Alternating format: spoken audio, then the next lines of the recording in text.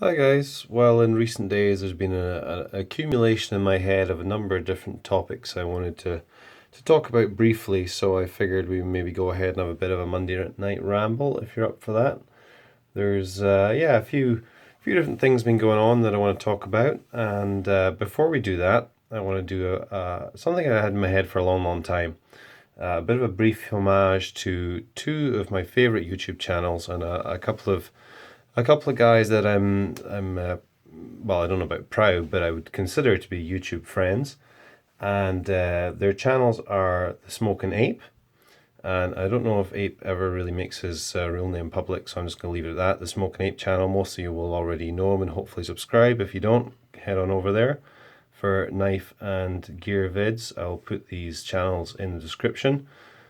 Come highly recommended. And also Jim, aka Nicest Knives. Now, both those guys tend to start their videos with a beverage, usually a beer. And unfortunately, the Smoking Ape has a very distinct and unfortunate taste in alcohol. I don't think there's going to be any change in that. It's just part of his traditional video making. So look past that to the knives and the gear that he shows.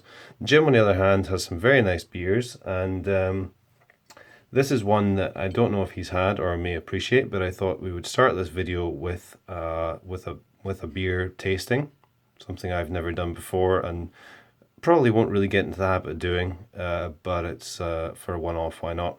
So this is a 2013, as you can see, vintage ale, limited edition Fuller's Ale, and I think my wife actually bought this for me in Christmas 2013. I put it in the fridge sometime back last winter, and I've been meaning to drink it ever since. And it's actually moved house with us from one fridge to the next. It's been chilled for months upon months, so I imagine that will make a great deal of difference in the overall taste. This is going to taste just absolutely amazing because it's been chilled for probably about 8 months. So I'm sure they recommend that. On the back here, let's have a look at the label. What does it say? 2013 vintage ale or 17th edition, blah blah blah. I'll just hold it up and you can pause that if you really want to read it. Being bottle conditioned, the beer will form a natural sediment, so pour carefully, sit back and enjoy the very finest of Fuller's ales. So in true Jim Nicest Knife fashions, I've been shaking this around. I actually dropped it from a short height as I carried it down the stairs to where I make my videos. So the bottle conditioning is going completely out the window. The sediment is all mixed through it, and fuck it, we'll just drink it anyway and see how it tastes. So I understand that my camera angle is absolutely not optimal for this sort of video making, unlike Jim's camera to person sort of perspective. But we'll go ahead and try this first before we get on with anything else. I'm going to use my Victorinox Soldier here to open it up. Get the bottle opener right there. Let's see what this is like. Now, I'm by no means a beer tasting expert. I may be a beer expert, but not beer tasting. So bear with me, guys. We'll get some tasting notes on this. There's not really a lot of head forming here, so I'm going to pour a little quicker. There we go. That's looking a little better now. As I say, the camera angle is unfortunate, but you'll just have to deal with it. Can't really tilt that to show you. There's a little bit of head. It's got a sort of pale caramelly, quite a light color actually.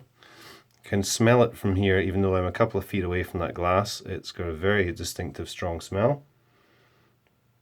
Really quite, I don't know, quite spicy, I guess. And yeah, it looks nice. Lovely clear color. Doesn't seem to be too much sediment floating about in there, so go ahead and give it a good taste.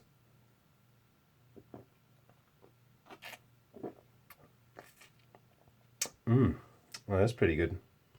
Quite strong. It is 8.5%. It's not super heavy. Definitely spicy, a little bit maybe citrus, a bit orangey. I feel like such a twat saying this sort of stuff. I mean, it's beer, isn't it? But yeah, there's definitely a lot of good strong flavors in there. I can tilt it now a little bit more and show you the color. And yeah, I mean, it's a tasty beer. I'll leave it at that. So that is Fuller's Vintage Ale 2013. Quite like that one. And Jim, if you've tried that one, do let me know in the comments. Smoking Ape, I doubt you've tried that one because it's not a light. So anyway, let's carry on with the other topics for the evening. I was doing a bit of a clean out of my knife collection the other day, and I figured I would probably give away some knives that just never get used. They represent a certain period in my knife addiction, if you will, and they just have to go. And here they are over here. Not these ones, sorry guys. We have a couple of Gerber paraframes, you can see. These were knives I bought some time ago. There's a Tanto half serrated. I don't know if this one will flick out as nicely. Yeah, they're not too bad. Clip point, I guess, half serrated. Here's a mini one just with a nail nick opening. Plain edge blade. And also this little Chinese copy Browning. It's a little thumb disc opener. Quite snappy little blade. That one's pretty sharp. Yeah, so I mean, there's nothing wrong with these knives. I just don't use them. I don't even need them as backup knives for emergency in the vehicle or in a pack or whatever. There's absolutely nothing wrong with them. They're a little liner lock. Well, these are actually frame lock, I guess, or even I'd go so far as to say integral lock knives. You can see that one's fully engaged there. But there's nothing wrong with them. I mean, they're reasonably sharp. There's not really any play in that one. Put this one down before I put another cut on my finger like that one. There's no play in that one. Yeah, I mean, they're solid little knives. There's absolutely nothing wrong with them. So, who wants them? Comment, say, I want those knives, and whoever says it first, or whichever comment I see first, or whoever I feel like should get them, is going to get them, and I'll pay to post them to you as well. The only catch is that I'm heading off out the country tomorrow for Christmas holidays, and I won't be back until the last day of the year, so it will probably be into the new year before I ship them to you. But yeah, just go ahead and say, I want them. Look at the deployment on this one, it's beautiful. Say, I want them, and they're yours. I'll ship them to you. And hopefully someone else will get some use out of them, because I'm just not using them. And it's just a waste. They're just sitting around doing absolutely nothing when they could be useful in someone's camping bag or bug out bag, or in their vehicle as a backup blade, or as an everyday carry, whatever suits you. So that's the first thing. Go ahead and tell me if you want those. And, yeah, there was a period where I was into cheaper, like, you know, I mean, these are budget blades, and where I was into this sort of stuff and would pick up a bunch of these, and a lot of them I've already given away and moved on, but these ones remain. So I think it's time they moved out of my knife case so I can make room for some new ones. Here's two new ones that just arrived, so they need somewhere to live. So these guys got to go. That's basically where we're at with that. So if anyone wants them, let me know. Someone had commented recently on a video. I'd done an unboxing of my new Paramilitary 2, and someone had commented, I'd briefly mentioned that I finally got one of these, and it had been a bit of a journey to pick up one of these blades, and a bit stressful and whatever. And they'd commented, you know, why was that? And they'd gone back through my Instagram and actually found out why. But I thought I would just do an update on that. A lot of you will already know that I have another one of these, almost identical. It's the Digicam one with the black coated blade, currently stuck in Canadian Customs. And it was originally an Instagram trade deal I did. I actually sent 3 of my knives. Let me think what they were. There was a Kershaw Leak, a Kershaw Tanto assisted knife, Free Fall I think it's called, and something else. Can't remember what the third one was. It was, no, wait a minute. It was one of those little Ken Onion Centofanti ones, the little maroon scaled knives. I actually really liked all of those knives, but I did them in a trade because I really wanted a Para 2. And there was a guy on Instagram who was happy to do a 3-for-1 deal, so I was trying to upgrade my collection a little bit. Did that. I sent the knives to him. He got them, loved them, whatever. He received his fine. I never got mine for ages. I was actually starting to doubt the guy, as you do if you're doing a trade like that. But then I eventually got a letter from Canadian Customs saying, yeah, we've got your knife. It's, you know, it comes under the classified weapons, whatever, blah, blah, blah. It's illegal. We've seized it. If you want to appeal this, you got to write to us. So, of course, I wrote to them and said, you know, this is total bullshit, obviously in different phrasing. These knives are sold in Canada, which they promptly told me was no reason for for it being legal. These knives are sold in Canada. It's not a switchblade, it's not a gravity knife. It's just a one-handed deploying, manual deployment, non-assisted folding knife, which is what it is. And so I wrote that, sent that back to them. About 8 weeks later, I got a letter back saying, we got your letter, your appeal. We'll now look at it and, we'll come up with an answer for you. So that was a long time ago. I can't remember when this first happened. It was like way back in June or July or whatever. Anyway, the other day, let's see what date it's on this, November 17th, I got this almost at the end of November. And this basically says, appeal under Section 60 of the Customs Act. So this was in response to the appeal that I made. Blah, blah, blah. It's got my address on there, but I'm not really too bothered. It's just my P.O. box. If anyone wants to send me any gifts, that'd be cool. I'd quite like a Sebenza. What else do I want? A Yojimbo. Can't really think of anything else right now, but yeah, I mean, any limited edition Alox, Victorinox would be good, that sort of stuff. So that's where you can send it. Yeah, so this is regarding my letter. Yeah, so my appeal letter I sent and they received on June 15th. So the original confiscation was back, must have been at the end of May, actually, as early as that. End of May, and we're now at the end of November. Well, we're into December now. And yeah, so this is us finally getting their decision on what to do with the knife. So requesting Trade Appeals and Litigation Division to review the decision of the Border Services Agency, blah, blah, blah. In your submission, you explain that the knife at issue is a one-handed manual opening knife permissible under Canadian law and thus demanding for its release. Blah, blah, blah. So basically the letter goes through why it's a prohibited weapon. And the important part, let me just scan through this and see if I can find the part that I found really interesting. So this part here. The Spyderco Paramilitary 2 at issue is a folding knife that features a Spyderco trademark round hole, which I referenced in my appeal letter, that allows manual opening with one hand and a compression lock mechanism. All correct.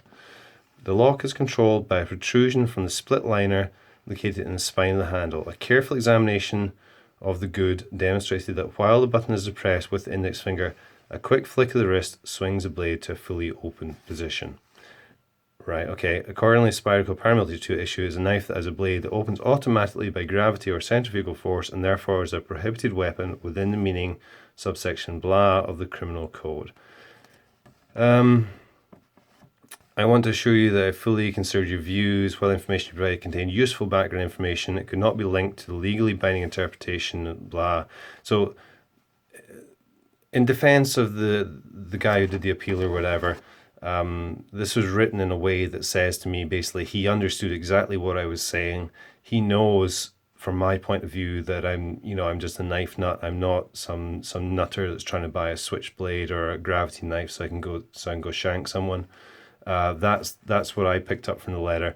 But at the same time, he's saying that basically under the description of the law, if you can hold that compression lock button and flick it open, which you can do that on this brand new one with a bit of effort. Well, I say that, but yeah, like that. You can do that with a brand new one with a bit of effort. So the one that was being traded to me had probably been used quite a bit. The pivot was probably quite loose and it could probably be flicked open quite easily. So he's saying that basically his hands are tied. He can't, in good conscience, say that doesn't come under the act as being a prohibited weapon. So that's fair enough from his point of view. But the whole thing is just a bit of a farce in my eyes. I don't really want to get into my thoughts on what should and shouldn't be legal in terms of knives in general, because that's like a 2-hour discussion. And it's getting into how do you control dangerous weapons and all that sort of stuff. But I think the people that are watching this video can probably see my side and theirs. I mean, if you're going to say this is prohibited, then really what is the difference? I mean, what is the difference with this? A knife that's thumb stud deployed, look how fast that is. A knife that has a flipper on it. I mean, I just don't get why some blades would be considered gravity knife, prohibited, whatever, especially as this is sold freely in Canada through all sorts of outlets, both physical and online. And so one coming in from the States doesn't warrant being owned here, but one that you can go out and buy from, I don't know if Cabela's stock them, but other large stores or large knife stores in Canada. I mean, you can just go buy it right in the store, but the actual Canadian Border Services say it's illegal. It doesn't make any sense to me. I'm not going to dwell on it anymore because it just annoys the crap out of me. That being said, it's just one of those things. So that knife is pretty much gone, I think. I just it baffles me a little bit. But anyway, I did get my paramilitary too, and the ironic thing is, I ordered this on Amazon.ca, and Amazon.ca, as with Amazon.com and all the other sites, of course, they have the third-party sellers within there, so it will say sold by whatever underneath the listing. And I wasn't paying a lot of attention to that when I bought this, so I just went and bought it, and because I saw a great price, and then I noticed afterwards it was sold by Outfitter Country, I think it was, which is actually based in the States. So guess what? When I bought this on Amazon, it came from some warehouse somewhere in America, came straight through customs with no issue, and came straight to me. And that just actually made it worse. That actually made me even more annoyed because, okay, yeah, this pivot is a little stiffer and whatever, but in the same way, if you hold that compression lock, you can flick it open and say, well, it's a gravity knife. Okay, the one that came to me before, the trade one, you probably would press the compression lock, and if the pivot was loose enough, the knife would just fall out, be free falling. But I mean, what is the difference? It's minor. You either say that all these knives, all these folding knives, regardless pretty much of their deployment method, are illegal, or they're all legal. I mean, it's just one of those things. Anyway, I don't want to rant too much about that. As I say, the whole topic of knife and weapon control and what is a weapon and what is just a collector piece and stuff is a whole can of worms. So we're not going to go there today, at least for today. So anyway, let's move on to some bit of a happier subject. I'm going to have a little bit more of this beer before we do. It really is quite good. So I was watching a video the other day by Epic Snuggle Bunny Austin, and if you're not aware of him, let me quickly show you his channel. This is the guy here, Epic Snuggle Bunny, and if you're not a sub of him, you should probably go check out his channel. He has a lot of higher end knives and reviews of customs and semi-custom knives, but also some more affordable stuff coming in there. There's a review of the GSD, which I'm quite interested in, as more of a budget blade, and some other EDC gear as well. A lot of good discussion videos too, so definitely worth checking out. And one video of his I watched the other day, the sell all but one concept, which is quite interesting. And these were the knives that he had featured for that. And he was basically talking about this thing within the community of how we're forever making lists or mental lists or whatever of your favorite folders or your favorite fixed blades or your favorite traditional knives or whatever, and even more so than that, like trying to narrow down a collection. Of course, the bigger your collection becomes, the harder it is to narrow down, but picking the strong points of different knives that kind of define what you like about knives, whether it's steel choices, just the aesthetics, the functionality. You might, as I was talking about in my last Ramble video, you might like a particular deployment method, such as Spidey hole, and that draws you to a certain type of knife or whatever. But even more than that, going down another level in the hierarchy, what would you consider to be the one knife to rule them all, if you will, or the one knife you would keep? And as he described it very well, say for example, you fell on hard times or whatever, or you had some massive medical bill came in, or you lost your job and you stood to lose your house unless you made your next mortgage payment. Some worst case scenario where you had to get money fast. And one of the ways you're going to get money was to get rid of your folding knife collection. Now, as your knife collection gets a little higher in value, that becomes more viable because usually the pieces you have will maintain their resale value a little better. They tend to be more desirable by other people within the community. You can go on Instagram, post this picture right here, and say, I'll sell that for 200, 120, 120, whatever. Price them attractively, and they'll fly. You'll literally get rid of them within a couple of hours if you price them very competitively, and there you go. You've instantly freed up, $500 or $600 or whatever, minus your shipping. So it is possible to do that sort of stuff. And so, say for example, you were clearing out your collection, you needed money out of everything. What was the one that you would keep for the sentimental value of reminding you of the collection you did have, or be the one knife that once you got back on your feet, you could start building up from again? That kind of thing. So that's an interesting topic, I think, and it made me think a little bit about my collection and where I'm at with that just now. And it's, that knife might change, but it was interesting to think about. So coming up to this video, I had a quick look through things and was sort of pondering this and that and what's important to me. And I think it comes down to one of these two for me. These two are on the table because they're brand new into the collection, and that's that sort of goes towards the topic of when new things come in, does it replace something that then needs to move on, or does it add something additional, or that kind of thing. But anyway, so between these two, this is the Zero Tolerance 0452 carbon fiber and Zero Tolerance 0560 black wash. Now both of these knives have been on my channel a lot. You're probably sick of seeing them, but there's a reason for that, because I love both of them in different ways, but I do love both of them. I think they're great knives. They're more expensive than I ever thought I would spend on a folding knife, but I've come to see in my mind that they're worth it. And that's a subjective thing, and everyone's budget is different. This is a price point that I am reasonably comfortable with these days. The thought of spending $400 or $500, $600 still scares me. $200-$300 is more manageable, and these are knives that I think pack a good punch for that sort of price. So I do like them in different ways. They're very different knives, even though they're of the same brand. And that is one of the attractions, I think, of ZT in general for me, is because they collaborate with different designers and they release very different ranges in different years. You tend to get a good variety. I mean, obviously they're sort of stapled as being overbuilt, hard use tactical knives, but there are definitely differences. I mean, this is the classic ZT for me. Well, not the classic model perhaps, but the classic style of ZT. Is a big chunky folder, Hinder designed, of course.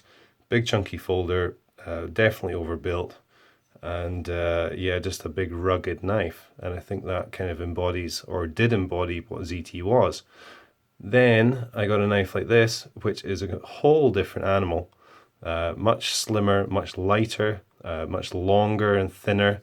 I mean, just look at the profile of that compared to that. Just a whole different feel to it, a much lighter feel, but still got that high quality that this knife doesn't have. And just listen to this. It's just got a really nice ring to it.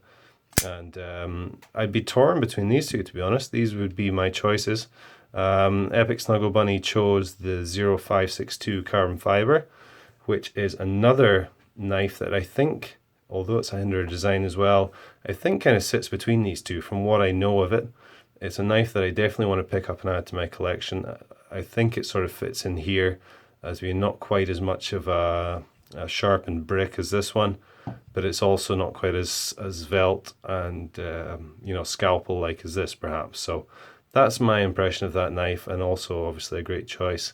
I think I'd be torn between these. I love both. This was probably the first, this was certainly, when I got it in a trade, this was certainly the most expensive knife I owned by a long stretch, and it felt it.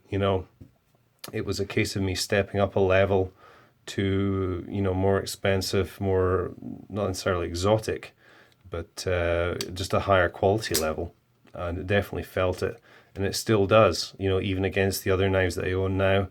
It definitely feels of a high quality, and I just like the overall aesthetics and the functionality of it. This one, similar kind of standout point in my collection, I guess, and just in a different way, it just felt much lighter, much more precise, and just a really, really cool blade. And I think if I had to get rid of everything, it would probably be one of these two. I'd definitely be trying to keep both, but it'd be one of these two that would would stay behind. So quite an interesting topic. And yeah, I mean, if you guys are interested in doing a VR on that, or just even commenting with what your thoughts are on that subject and which knife you might want to keep, then definitely happy to hear that and get some discussion going. That would be cool. So yeah, pretty interesting. I think that's most stuff covered, guys. We're coming up to Christmas now, and as I say, I'm heading back to Scotland, where of course I grew up, and go back there for 3 weeks to see family and stuff and spend Christmas there. So I have queued up a whole load of videos. I spent quite a bit of time recently making a lot of different videos, and yeah, got those queued up ready to go. So there'll be more content coming out through December, but I won't be here. I will just be reading your comments overseas and replying and so on. And yeah, these two knives came in recently. I did unboxing these the other days. You probably saw those. So I don't want to bore you too much, but obviously this is my new Makusta, which I'm liking very much indeed. So you can get that to focus. There you go. Lovely barrel handle and Damascus style or effect blade, I guess you could say. Not true Damascus, but very cool. And of course the Paramilitary 2, as we already talked about, and really enjoying this. Got reviews to do on both of these, but those will probably wait till the new year because I just don't have time. My wife has me packing cases and sorting stuff out in the house before we leave, so just getting ready to go. And yeah, they wrapped up my 3,000 subscriber giveaway just the other night, and all the 3 prize winners have sent me their addresses and so on, so that's awesome. I can get their stuff sent out to them before I head off, so pleased to tie that up. That was a really fun thing to do. Got a lot of great feedback from people during that, and thanks to everyone who entered and took the time to even just to comment and definitely to do VRs and stuff, because that's really cool. So definitely going to do more giveaways in the future for sure. So yeah, just wanted to wish everyone all the best for the Christmas season, and hope Santa is good to you. So thanks, guys. I think I'm going to wrap it up at that and go and finish this beer and hit the sack. Back with more rambles soon, and of course, as I said, lots more different videos coming through the month. Have a great day or evening, and I will speak to you soon. Cheers.